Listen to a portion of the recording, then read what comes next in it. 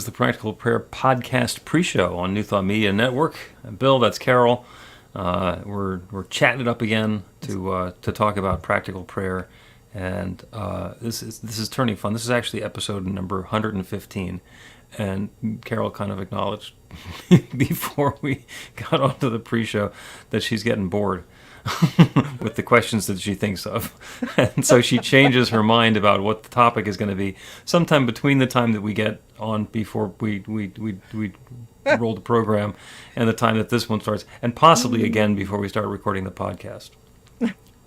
Yes, but you know what that says? It's like somehow, not even somehow, we both know that this thing is spirit-led and just flow with it. Yeah.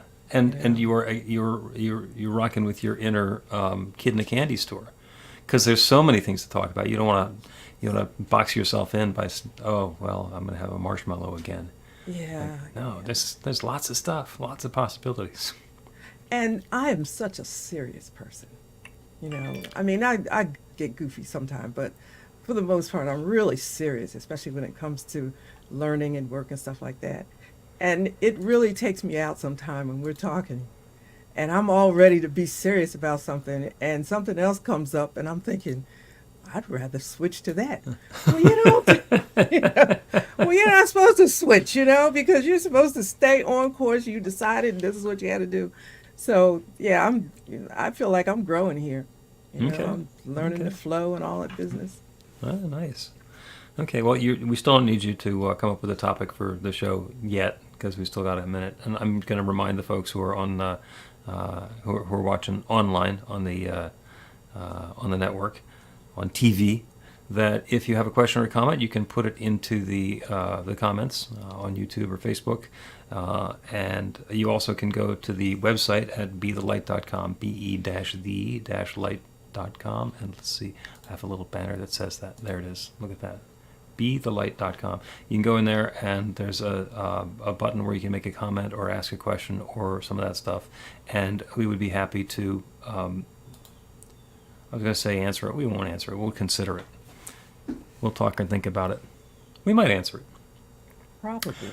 Yeah, we probably will. And also, if there's a prayer request that you have, something that you'd like us to include in the prayer that we close every episode with, or a particular prayer for you, then by all means, put that in there so we can have an interactive sort of experience.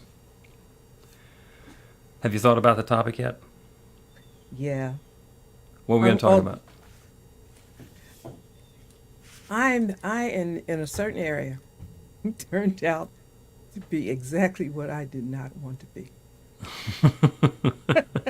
I'm like, how the heck did that happen? So I kind of know how it happened, but it's still yet unbelievable. Okay. So, I don't know. You need to talk? You need more? No, that's the title, What I Didn't Want. Yeah. Yeah, it came out in a Starbucks conversation, actually. Oh, yeah?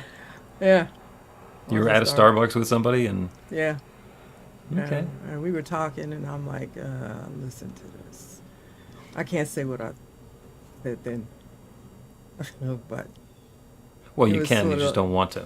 No, I don't want to. But I'll say it this way. Listen at this shiggity.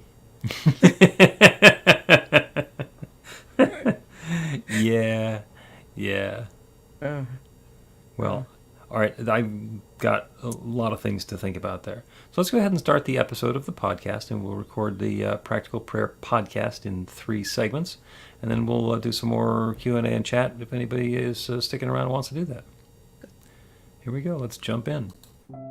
A practical prayer is a prayer that works. These discussions between Reverend Bill Marchiony and Carol Lawrence dive into the details of how it works and how to work it. Reverend Bill is a New Thought minister and the author of Practical Prayer for Real Results. Your new life begins with a new thought.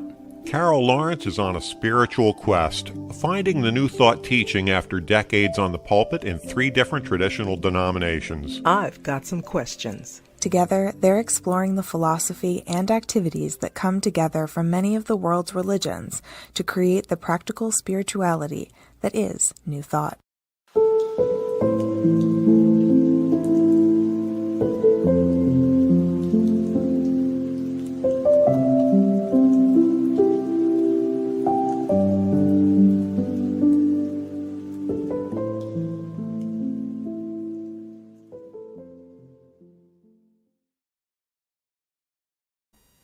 Welcome to the Practical Prayer Podcast. I'm Carol, here with Reverend Dr. Bill Marchiony, and I am excited about this one. You have queued up another exciting topic about what you didn't want. And why is it that you keep on getting exactly what you didn't want, or you get to be exactly what you didn't want to be? Yeah, like I'm not sure. Yeah, listen, I started to say I'm not sure if it's I keep on getting, but after this conversation happened in Starbucks, right? I think all kinds of deep stuff happened in Starbucks. Okay. And so I'm talking, and it just like hit me, like really came together. You are being exactly what you did not want to be. What? What? And then, we talked about it, and the realization, it was shocking.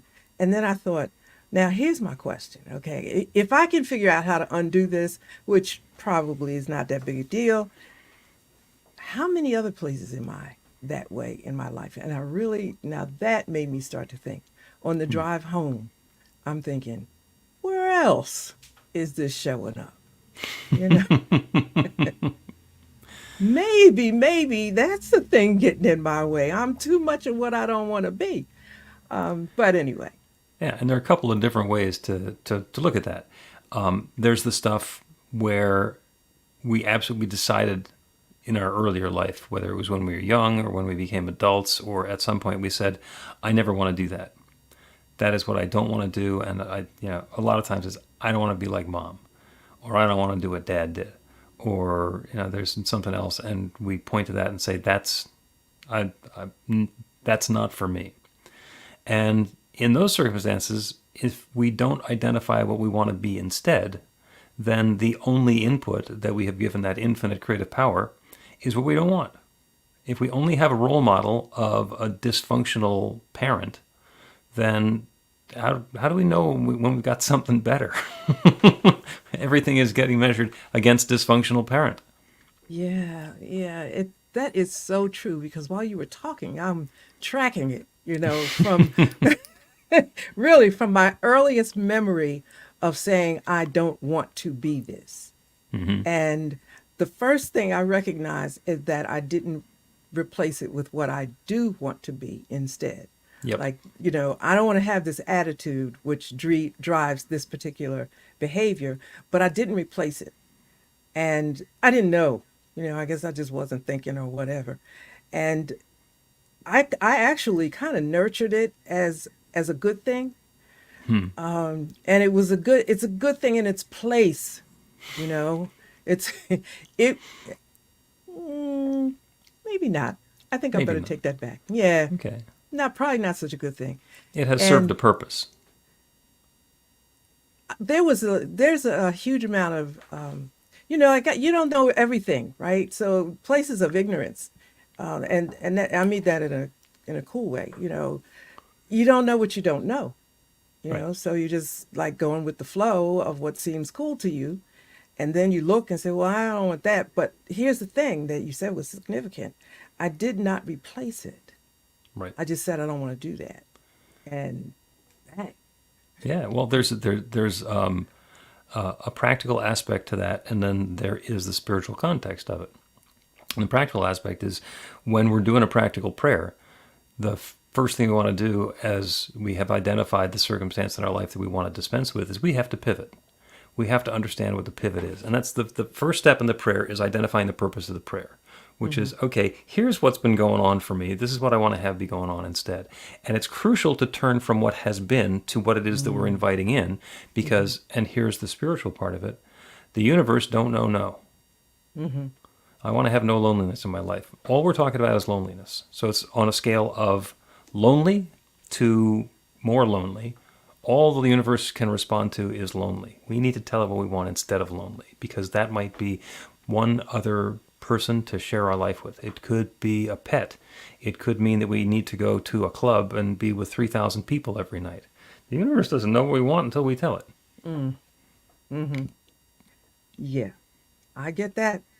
I get Yeah. that.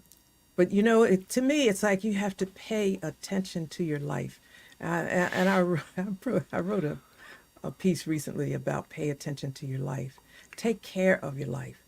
And that is so, I mean, that's so important. You know, let me give you an example that's probably a lot of people can relate to. And, you know, I've had some success on me. I'll confess this part. You know, I didn't have a strong financial intelligence. And I decided that I didn't like that. So I created a whole program for myself to follow to, you know, build in this financial genius that I wanted to be. And like if I didn't hit the genius part, at least I'd hit what I really wanted. And the first thing on the list was, and I made all this stuff up, so, you know, it just works for me. I don't work with anybody else. Look at your bank account every single morning. Every single morning. If you have 10, look at all 10 before you have your coffee. And I was doing that forever. And when I stopped, things started getting a little, you know, like a little funky. So what I'm saying is it takes time and energy and focus to make sure that you're on the track you want to be and stay there. Because if not, you know, little things that sneak in, you know, that you're not expecting or whatever.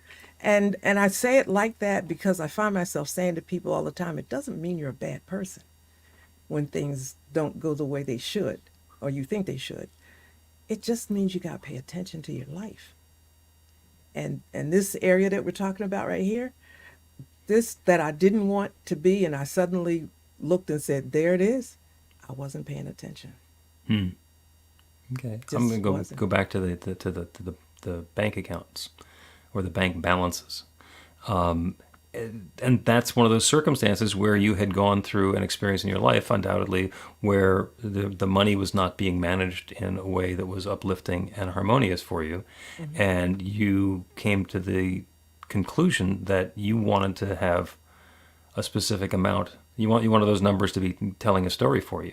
So when you use that for your record keeping, for your touchstone, you need to pay attention to it. Now, there are other people who don't need to pay attention to what's in their bank account. There's a guy who I worked for, owned like a $20 million a year company, and he would, his bank, and this was in the early 2000s, his bank had one of those automated phones where you could call and just dial in and get your bank balance. So he realized that if he called the bank every morning and got the business checking account balance, he would know that all of the payments and all of the income from yesterday had been processed properly. And very sharp guy. I mean, he was an accountant and a CPA in his background, and he built this whole business on a spreadsheet, which was very detailed. But that was the indicator that he needed. And he knew what the number was supposed to be, because he had an idea of what the previous day's sales was, and he had an idea of what the previous day's payments were going to be. So he'd know about what that number should be. And if it was different, then that was his indication. I need to make some more phone calls. I need to look into some stuff because something went sideways. Exactly the same thing. You know, I mean, except I didn't have $20 million to begin with. But Oh, he didn't either. The way that the business worked is we were selling postcards, it was like direct mail postcards, and we would print them on Monday and then take them down to the post office and mail them. And the deal that he worked out with the credit card company, it was a company that was in Portland, Oregon, that they would transfer the money after the close of business on the East Coast into the bank account so that he could use the money from today's credit card sales to write the check to the post office tonight. He didn't have $20 million. He was lucky if he could pay the postage. well, Well, you know what, but the great thing about things like that, again, it's back to paying attention. Mm-hmm. There's always a way to work things out, but you have to pay attention to what is to figure it out. And I didn't come up understanding that I was not wealthy. I was raised in a bubble. And in some ways that's nice, and in other ways it is not. You don't know what you don't know. And Mm-hmm. if you got any sense at all, when you figure it out, you better figure it out quick because, so when I decided to create my own financial management plan or education plan, I forget what I call it.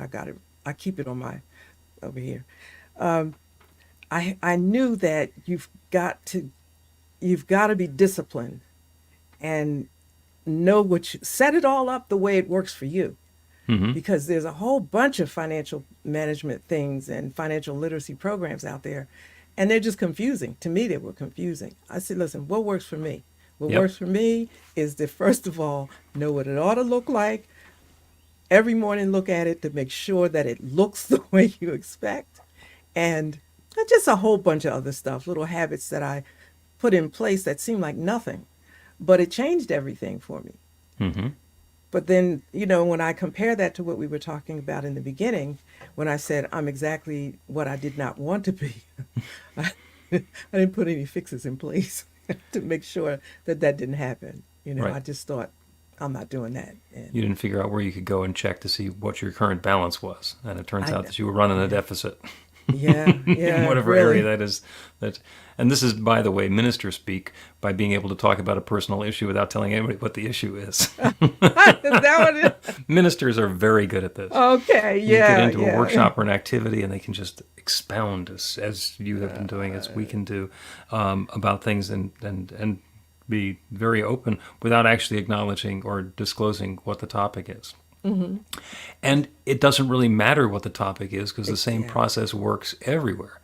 And it comes down to you need to find a plan that's going to work for you and then work the plan. Mm-hmm. So the one that I love using is diets or weight loss programs or weight management programs. I say weight loss because as soon as you think you're going to lose something, there's a lost and found. So, and I have been on the keto diet, and I've been on the Noom diet, and I've been on Weight Watchers, and I've used the Atkins and all sorts of different ones because this has been an issue for me. And almost all of them, when I work them seriously, work work very effectively. And if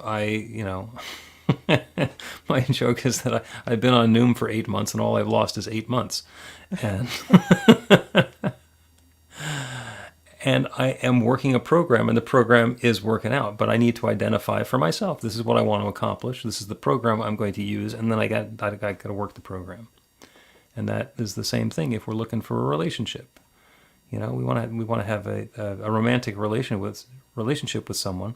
Then sitting at home by ourselves on the couch watching TV and eating chocolate chip cookie dough ice cream and lamenting that we don't have a relationship is probably not going to change the circumstance. What we need to do is implement a plan that will actually get us in contact with somebody who may want to have a relationship with us. Yeah. Yes. You just explained what I didn't know how to explain when we met. I I call it work. Yeah. You got to do the work. And I know work sounds, whatever, but I can't find another word for it. And it Work also, is acceptable because, like I said, if it's a workable plan, you got to work the plan. You got to and do it- the work. yeah, and you know what? There's even work in the planning because you may get far enough down and say, well, this one doesn't work for me that well. I mean, I've been on diets forever. And Yeah. like you said, they all work. Really, Mhm. they do.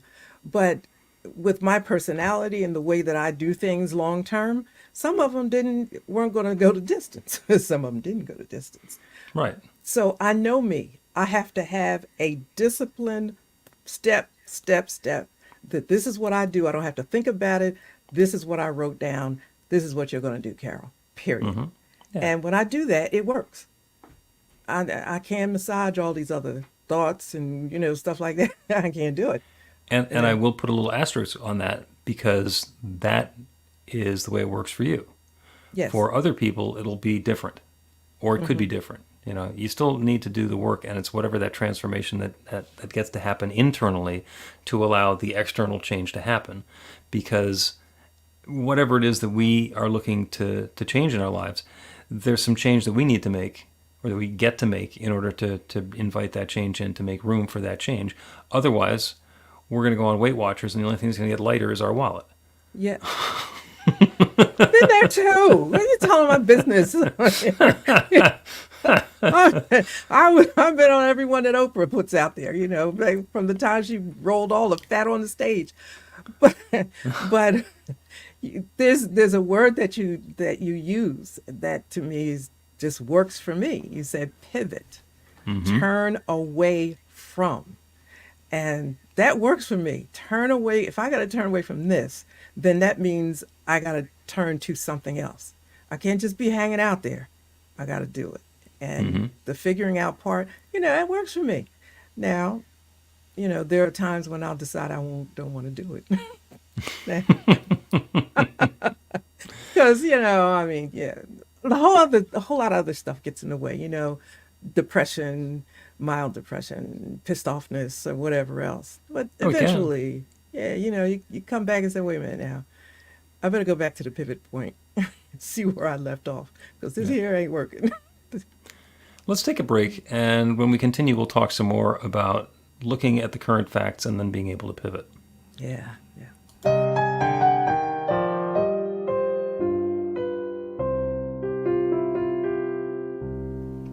Are you ready to get results? Now, that's not a rhetorical question. Are you ready to get results? RUR2GR. That's actually the abbreviation for the steps in a practical prayer. Recognition, unification, realization, gratitude, and release, with a couple of extra steps in there in case some doubt creeps in along the way. RUR2GR. This class is about the prayer technique that's common to all of the spiritual practices and religions in the most effective prayers that they have. And by effective, I mean that the prayer works. It actually creates a change in the experience of the person doing the prayer. It gets a result. We're going to begin with theory, and then we're going to take it into practice. By the end of the class, you will have your very own practical prayer that will help create transformation in your life.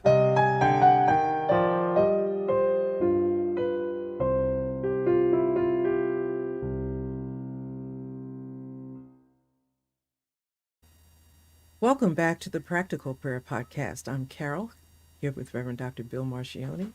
We're having a wonderful conversation about how I am creating experiences in my life that I don't want. Or as you said before, I'm exactly what I didn't want to be. And that brought us to the pivot. And for anything that we're going to be praying for, or in fact, anything that we're going to be having an experience of in our lives, there's always a pivot available. And it's sort of frightening that we can categorize pretty much everything that we pray for into 5 broad categories: health, wealth, love, work, and spirit. Health is everything about our physical being and our wellness. Wealth is all about our prosperity and the experience of enoughness and sufficiency that we have in our lives. Love is all the relationships, whether it's a romantic relationship or family relationships or community or even our business relationships. Work is about the creativity, the way that we share our gifts. As you speak, it's the work. It's not the job that we go to from 9 to 5 to pay the bills. That has a little bit to do with our creativity and something to do with our wellness and something to do with our prosperity. But the way that we're sharing our gifts and talents and skills and time and abilities, that's our work in the world. And the last one is spirit, which is our spiritual practice and our awareness. And in any of those broadly defined 5 areas, it is possible to be having an experience that's less than optimal, something that's not ringing our bell. In which case, it might be something with our health.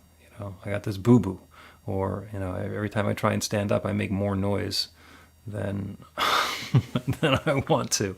Or it could be relationships. About just having a fraught relationship with a family member that just doesn't seem to be getting any better. And we can look at that and we can describe the precise nature of the problem and explain and expand and expound on it. And if we do that a lot with lots of different people, it's called gossip and drama. And I know people who are very, very content to talk about the same problem to person after person after person after person. And when they run out of people, they go have one more experience, and there's another drama there. So another story, another tale of woe. And they continue around in the cycle of tales of woe, and then they keep on complaining that, oh, well, this stuff always happens to me. Well, yeah, because who would you be without it? At some point, we get to pivot. What do I want to experience instead? Instead of the drama, instead of the boo-boo, instead of the difficulty with that irritating family member. What do I want to have happen? Yeah, and that, I think that may be kind of scary, a little bit. Yeah. Well, first to know that you can, that you can do it, that there's a pivot point, there's a possible pivot point, and then to decide, what's this going to be like? What is, as a matter of fact, when we were talking last week about something personal, you said, well, you gave me two possibilities. And one possibility I had never thought of. And I thought, that makes sense. Let me sit with that for a minute.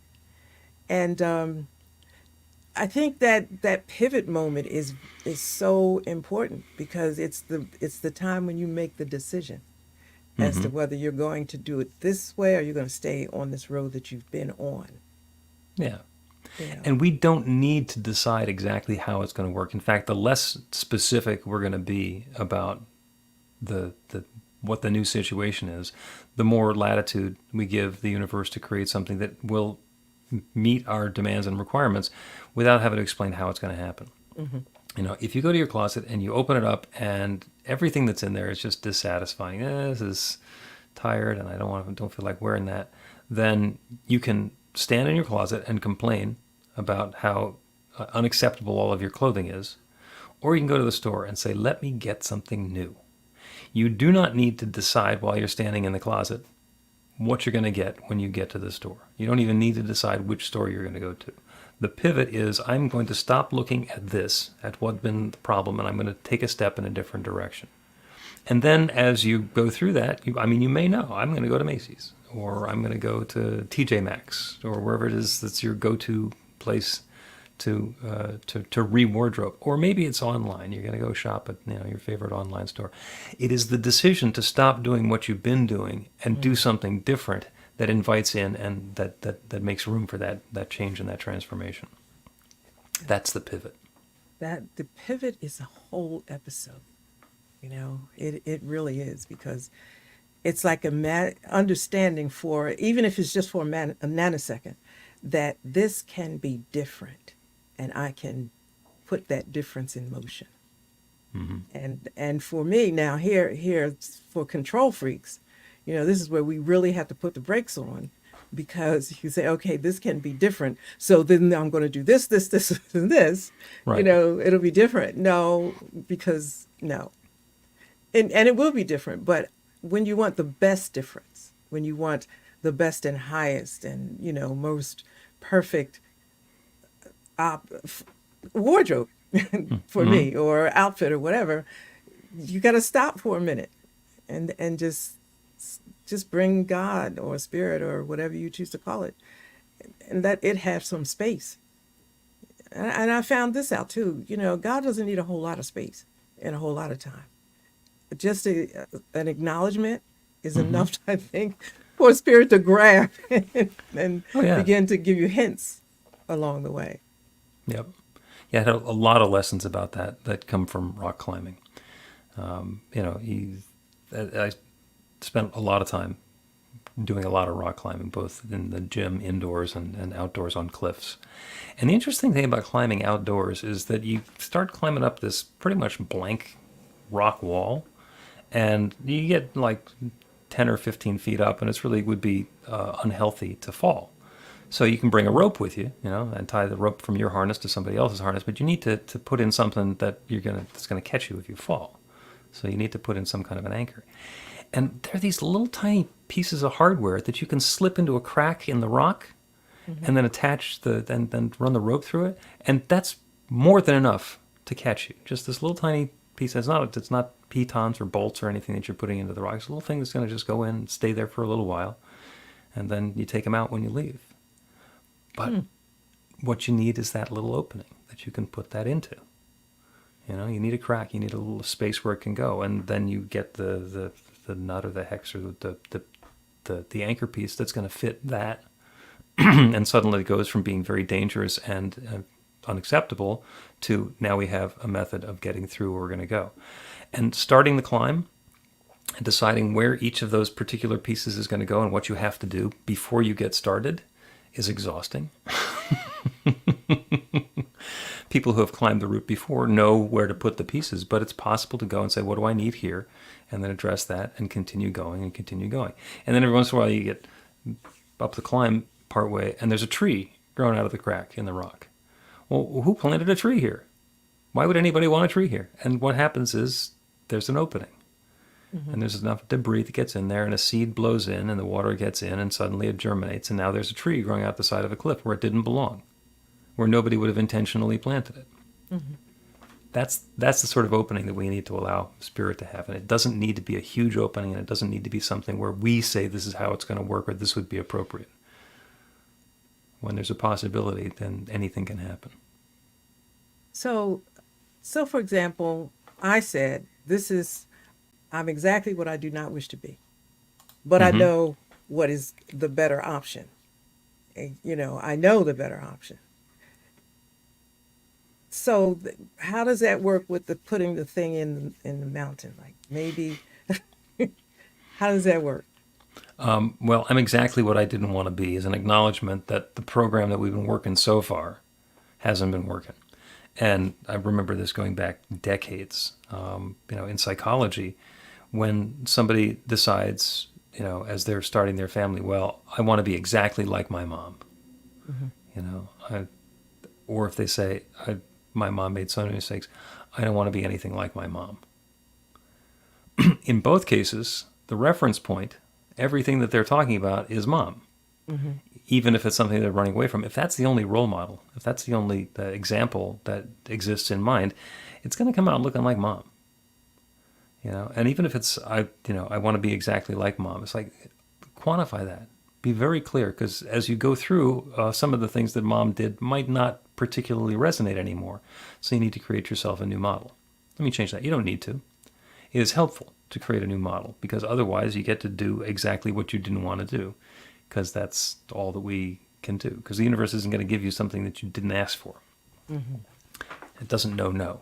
So it's going to be filling in something. And beyond that, we get to allow the space for the universe to do something different. If we've decided how it's going to happen, then there's no crack in that wall. Okay. So it's trusting the universe that there are cracks in the wall, right? It's the crack is in our wall. We need to open up a little bit so that we're not a solid brick wall or a solid stone wall that's going to keep anything new from happening. I need to be open to something new, and I don't know how it's going to happen. As I open myself up to a brand new possibility, it could be a glorious climb. It could be a tree growing where the tree didn't belong. It could be a relationship showing up where there was something really surprising, or spontaneous healing. We've heard so many stories of people who had terminal illnesses and then suddenly they were fine.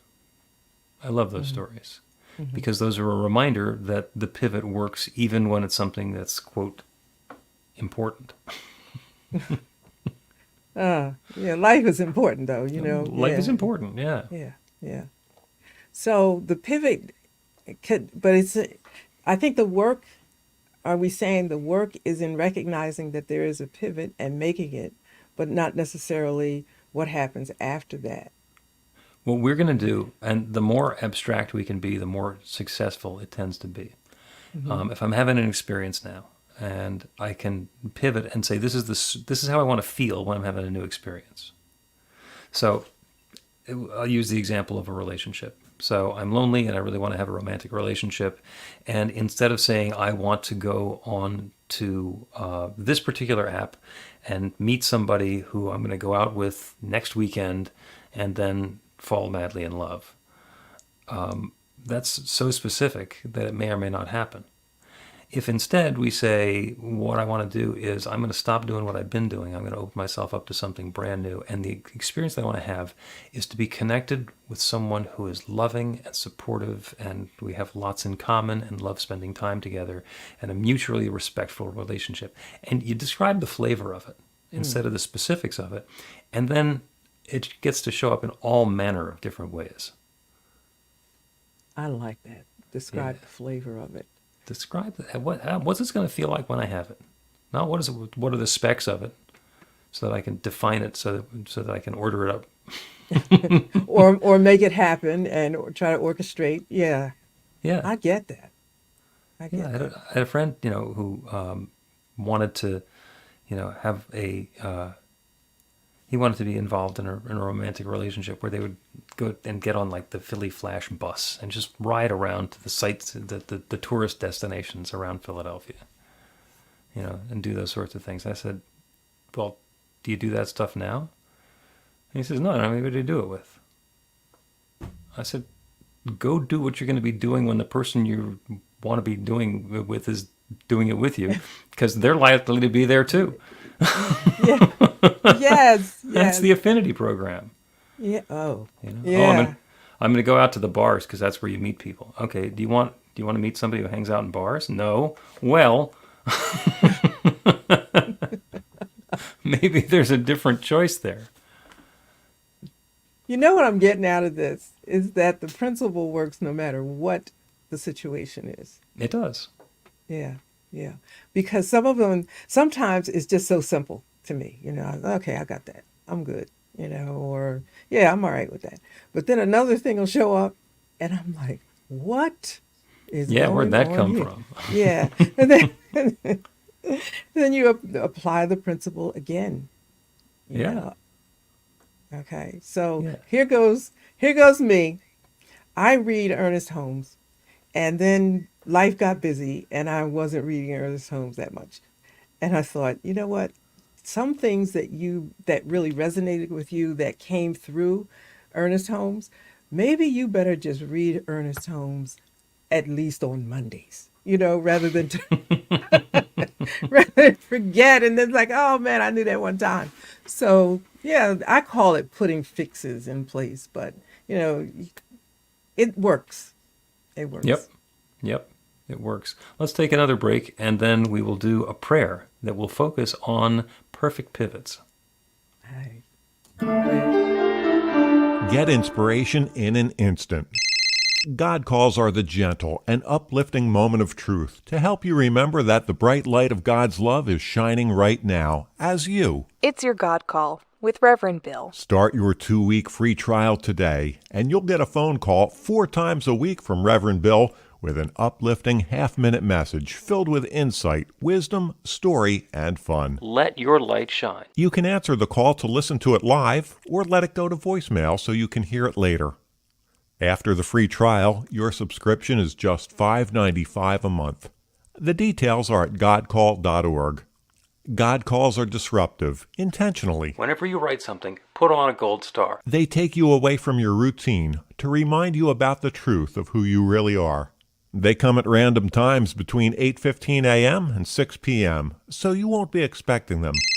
And somehow, the message is exactly what you need to hear at the time. Magic is loose in the world. It's a moment of motivation in the middle of your day. Find out more and start your 2-week free trial now at godcall.org. Welcome back to the Practical Prayer Podcast. I'm Carol and thoroughly enjoying this discussion. Not just enjoying it, but I'm learning. Yeah. We started out with a really long title. I'm exactly what I didn't want to be, and we narrowed it down to pivot, which is a different way of looking at the same thing. Yeah, but it's like narrowed down to pivot, but that's no small thing. I just want to throw that out there. We said it before. It's not a small thing. Not a small thing. It's a single word, but it's not a small thing. And in fact, that's what our prayer is going to be about today.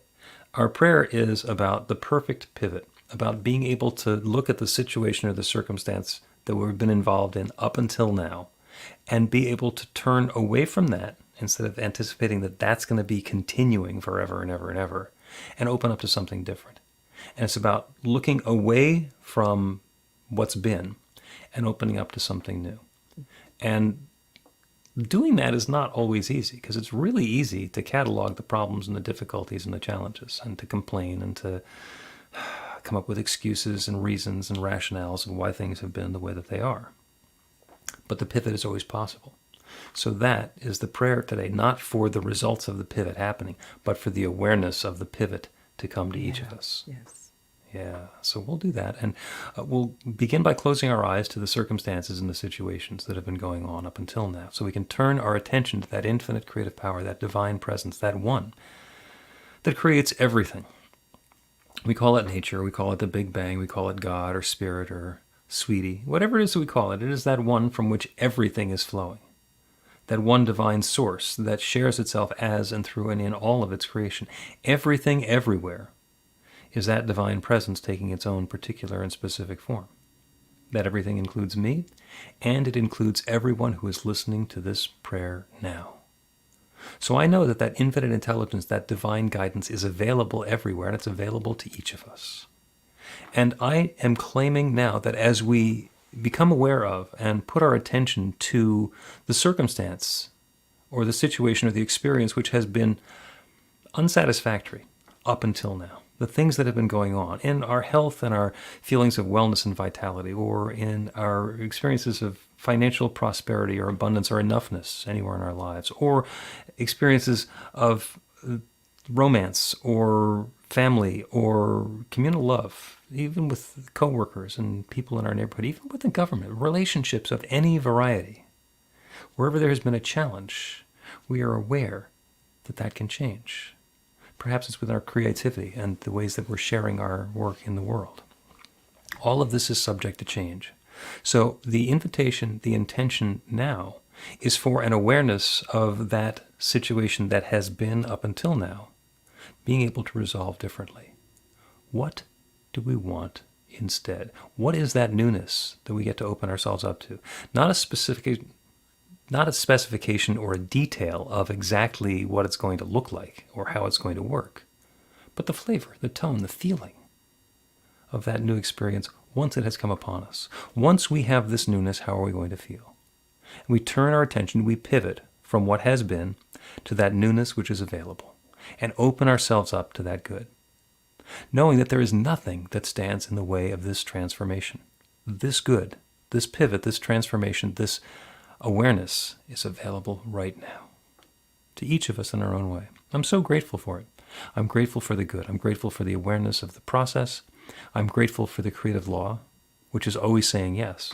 And I'm grateful to be able to speak this word of openness, of invitation, and release it into that creative law, and to know without any question, doubt, or hesitation that it is already saying yes. This good is already coming about now.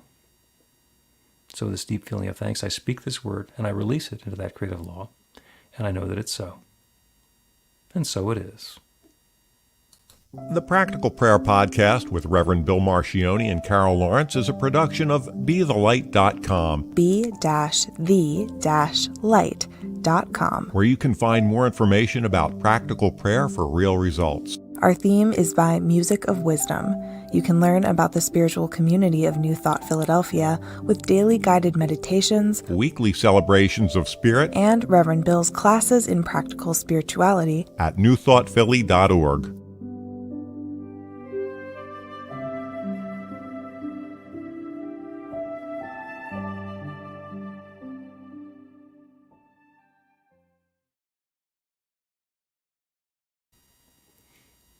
And that's a wrap.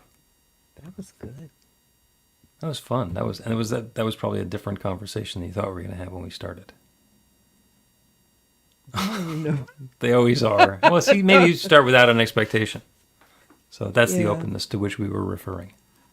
That was really good, because I was doing a whole lot of dissecting as we go.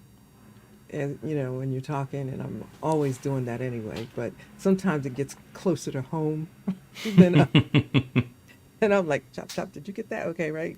Pay attention. Da, da, da, da. And it's really fun. It is. The pivot, because I said that I am exactly what I did not want to be. And I had to tell myself a couple times during the break, wait a minute, don't panic. It's only in this one area, okay? You're not a complete, total mess. That's not what we're talking about here. It's just this particular area that you got to do a pivot. Mm-hmm. And I thought, all right, done. Okay. This is a pivot. Where this is going, who knows? But it ain't where it was. So it's, and I think sometimes you got to get to that point where I can't remember who said this, but we say it a lot. You get sick and tired of being sick and tired, Mm-hmm. And you just say, okay, this is going to be something new. And a lot of times that I've done that without having a plan, just like I'm just not doing this anymore. It turns out really good. Yeah. Yeah, and that's that empowers the pivot, because we let go of our anchoring, our attachment to the way things have been. Mm-hmm. One of my favorite phrases is "up until now." I use that. Thank you very much. Yeah, and I didn't make it up, but that's up until now, because all of our stories are up until now. Mm-hmm. And the principle is not bound by precedent. Thomas Troward said that, and going way, way, way back, and it's true. That means that as soon as you have a new idea, you open to something different, then it's possible for it to happen. And it's believing that, knowing that, and being okay with it. Sometimes I think it takes a bit of guts to do that. Yeah, a lot. But then sometimes when your back is against the wall, guts don't come into it. It's like, look, this is, I'm done with this. I've been there a couple of times in my life, and I'm thinking, that was real easy. Do I have to get pissed before I say this? And I'll end up with, not even end up, what took you so long? You should have changed that situation a long time ago. Right. Sometimes we can sit there and ponder why situations have not been as comfortable as we want them to be. And other times we know we need to duck right now. Yes. There's something coming to my head, duck. Get out of the way. I guess that's, what the analogy you gave of the piano thing falling down, right? Now that one was scary, because I thought, suppose you're not paying attention and you don't really know, right? Until it's too late. Well, pay attention to your life. There won't be a whole lot of too late moments, probably. Yeah. Yeah. So it's all good. Thank God we don't live 200 years. Because that would be a disaster. We got enough years to get it right if we pay attention, I think. My mind is going in so many different directions. If we age half as fast, then 200 years would be okay. But I don't want to have an extra 100 years of being 100 years old. No. Yeah. No. So on that one, I'm with you. And if you Okay. want it to just be a different scale, then you just label half years to be years, and suddenly everybody's living to be 160 or 200. But that's cheating. All I know. That's arithmetic. All I know is I went to sleep at 40. I took a nap and I woke up 60. That's what I say. And I thought, whoa, what in the world happened? Okay, whatever happened before that made you lose all that time, you better pay attention, because you may not have that many years left. And, Okay. those are fun things to think about, but time does go by so quickly that you do need to pay attention to your life. That's true. Now I want to call you Rip Van Lawrence. Okay. But I think I won't. All right. Let us wrap up this episode of the Practical Prayer Podcast post-show on New Thought Media Network. And just a reminder again that you can put in a comment at bethelight.com, and we will respond as appropriately from there. Carol, thank you as always. It was a pleasure. as And we are always. and we are off next week because I will be off in Chicago at the Parliament of the World Religions. That But it's sounds possible there will be exciting. other fun stuff going on from there because Robert and the crew from New Thought Media Network will be in attendance. Looking forward to hearing all about it. Although I know there's some pieces that you can catch online, and yeah, Yeah. I'm all Well, up for. I go see what it's like. It's Chicago in the summertime. It's going to be great. I'll see you.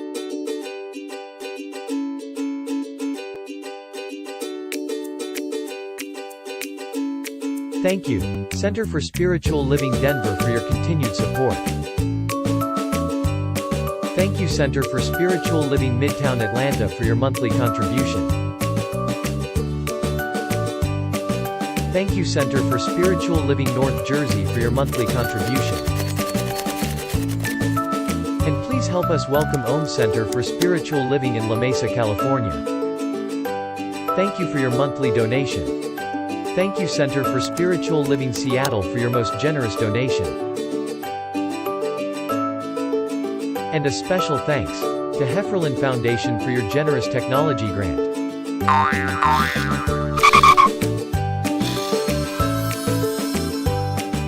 And Suze Ajit, thank you for your very generous donation. And a super special thank you to Dr. Tracy Brown, RSCP. Thanks for being a super donor. And a big shout out to all our committed donors.